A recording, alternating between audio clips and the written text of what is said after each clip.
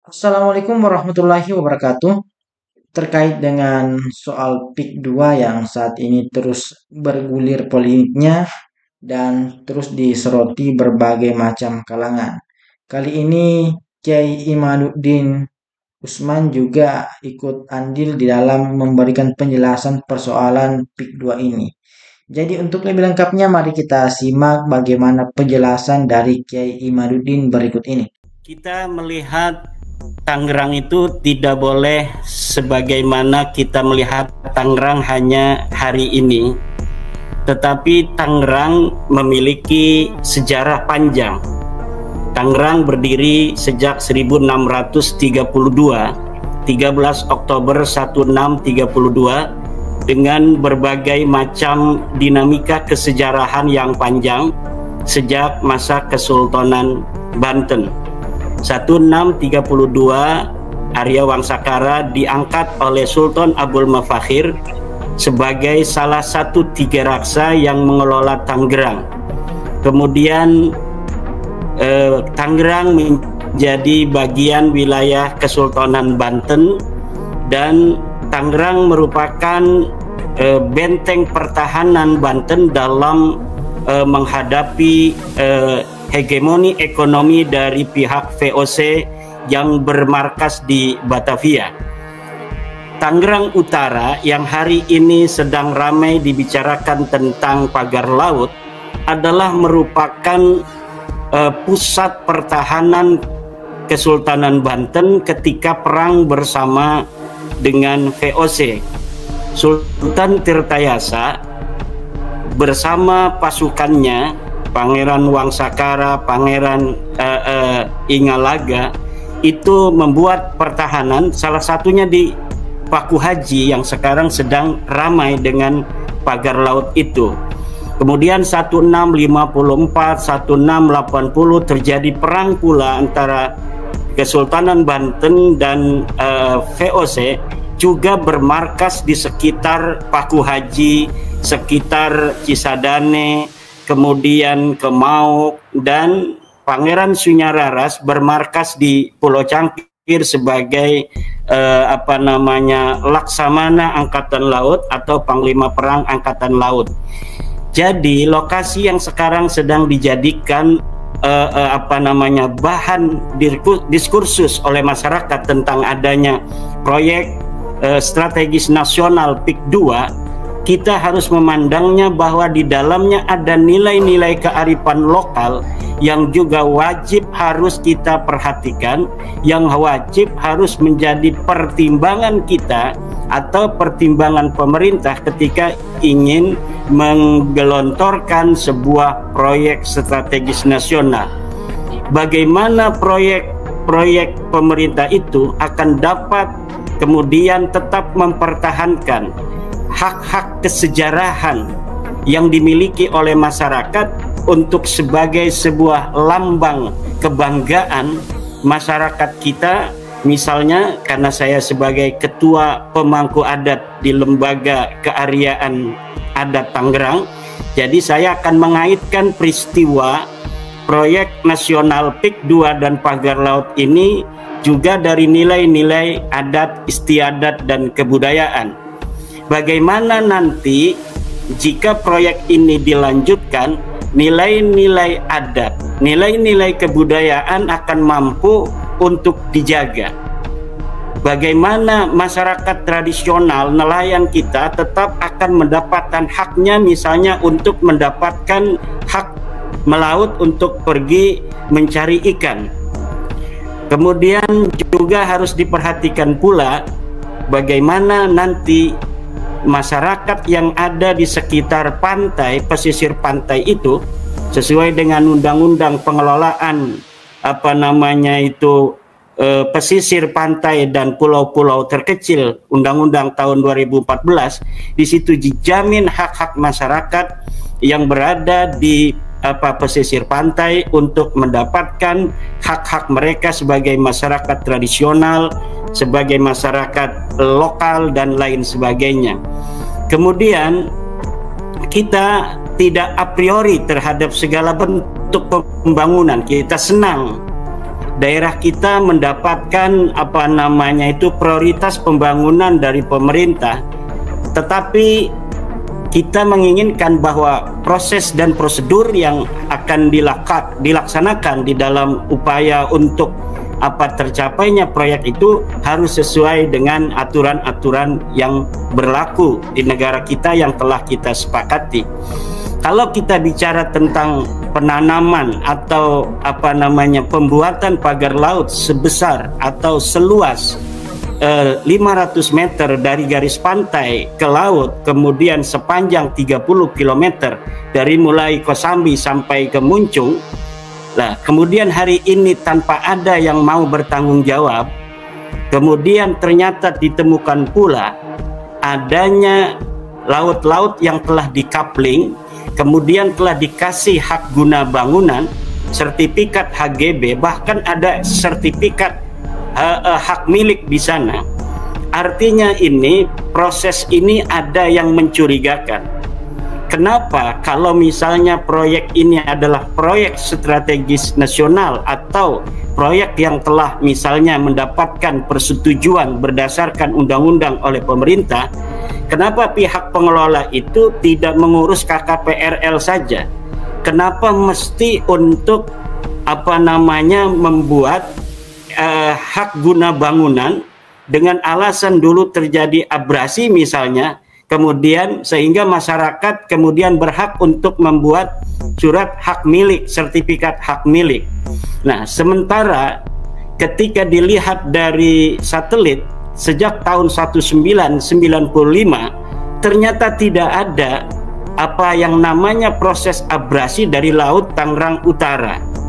Nah, lalu Kepala Desa Kohot yang bernama Bapak Arsin itu yang mengaku bahwa terjadi abrasi tahun 2004, sementara dibantah oleh tampilan satelit sejak 1995 bahwa tidak pernah ada abrasi di pantai utara Tangerang. Bahkan yang terjadi adalah sedimentasi, di mana ada tanah-tanah timbul di sana yang diakibatkan oleh tanah dari darat menuju ke lautan, kemudian membentuk sebuah timbunan-timbunan tanah.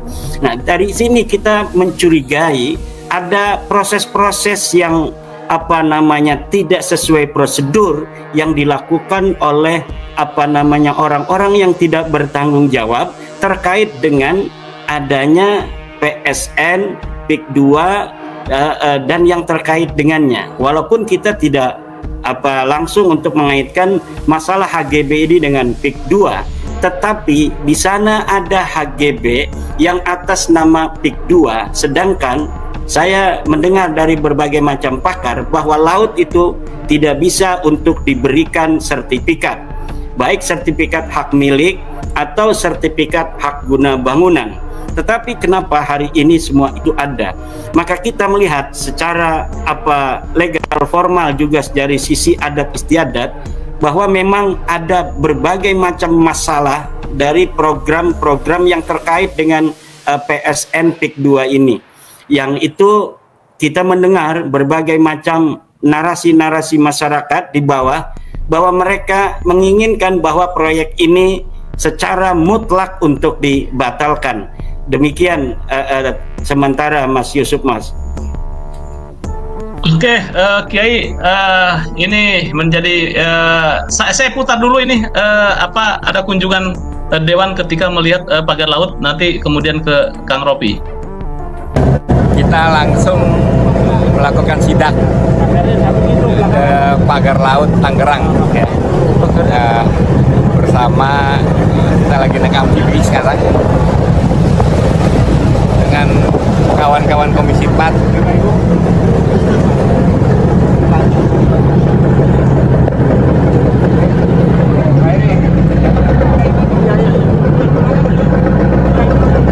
Nah, ini pagar lautnya ini.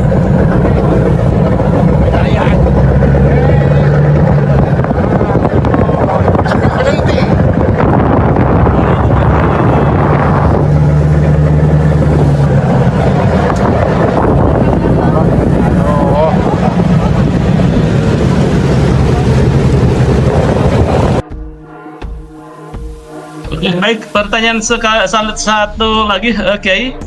Apa yang menjadi harapan atau solusi Kiai Imad sebagai warga Tangerang dan ketua adat keariaan Tangerang?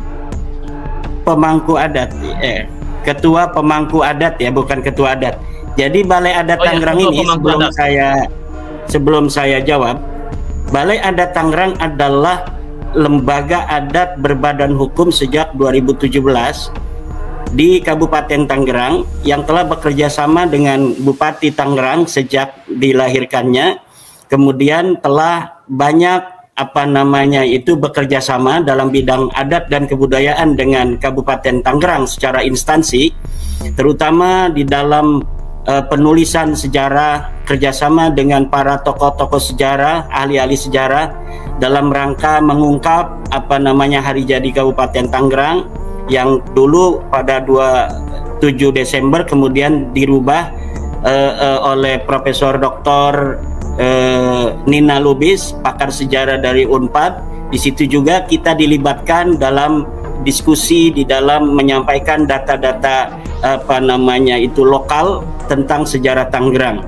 Dan kemudian pula kita dimintai juga oleh Kabupaten Tangerang, dalam hal ini adalah dinas terkait tentang kepahlawanan nasional, ketika Bupati Tangerang ingin mengusulkan tokoh Tangerang Raden Arya Wangsakara sebagai pahlawan nasional. Kita juga Balai Adat itu disertakan untuk dimintai berbagai macam pandangan-pandangan tentang kesejarahan dan lain sebagainya. Nah, di dalam Balai Adat Tangerang itu ada ketua, namanya Ketua Balai Adat, itu Bapak Haji Ali Taba, MPD, sedangkan saya itu Ketua Pemangku Adatnya. Jadi bukan Ketua Balai Adat Tangerang, tetapi Ketua Pemangku Adat Keariaan Tangerang. Ini saya perlu luruskan agar nanti tidak menjadi bingung kok ada ketua adatnya dua. Jadi saya hanya Ketua Pemangku Adat Keariaan Tangerang yang diangkat oleh pengurus Balai Adat Keariaan Tangerang itu.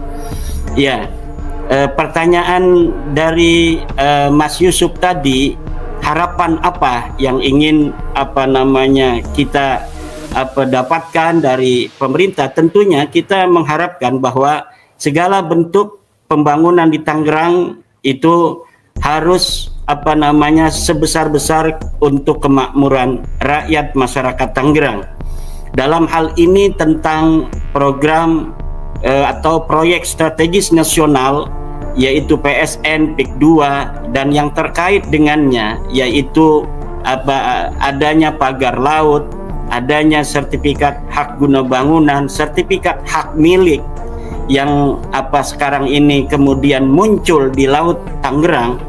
Nah, ini tentunya memprihatinkan bagi kami. Awalnya kita sangat mengharapkan adanya program strategis nasional di Kabupaten Tangerang yang tercinta ini akan membawa dampak positif terhadap ekonomi masyarakat Kabupaten Tangerang. Tetapi melihat kemarin adanya sertifikat hak guna bangunan di atas laut, kemudian juga ada sertifikat hak milik, yang artinya nanti apabila sertifikat hak milik yang hari ini kemudian dimiliki oleh korporasi misalnya, itu berarti laut kita telah dijamah dan dikuasai oleh pihak swasta. Pertimbangan lainnya dari kami, saya terutama, adalah kenapa kita ini mempersoalkan adanya proyek di sepanjang laut kita. Karena ketika kita melihat master plan-nya itu dari mulai Kosambi sampai ke Muncung di Tanara, Kelonjok kemudian sampai Tanara, itu seluruh garis pantai itu dikuasai nanti oleh pihak swasta itu. Ini terkait pula dengan kedaulatan nasional kita, di mana pesisir pantai harus mutlak dikuasai oleh negara, dan apabila ada pengelolaan oleh masyarakat di sana harus betul-betul mempertimbangkan aspek-aspek kearifan lokal, sosiologis, antropologis. Juga misalnya ada di sana beberapa taman wisata, tempat wisata yang hari ini dikelola masyarakat, seperti di Tanjung Pasir, Tanjung Kait, Pulau Cangkir. Bagaimana nasibnya itu? Di situ terkait dengan ekonomi masyarakat, pedagang-pedagang kecil dan lain sebagainya. Itu pula yang harus diperhatikan. Jadi harapan kami kepada pemerintah itu ketika ingin menggelontorkan sebuah proyek strategis nasional, terutama di wilayah kami di Kabupaten Tangerang ini, harus memperhatikan hal-hal yang telah saya sebutkan di atas. Terima kasih. Jadi bisa kita saksikan tadi bagaimana videonya, dan semoga video ini bisa bermanfaat dan menambah wawasan kita. Assalamualaikum warahmatullahi wabarakatuh.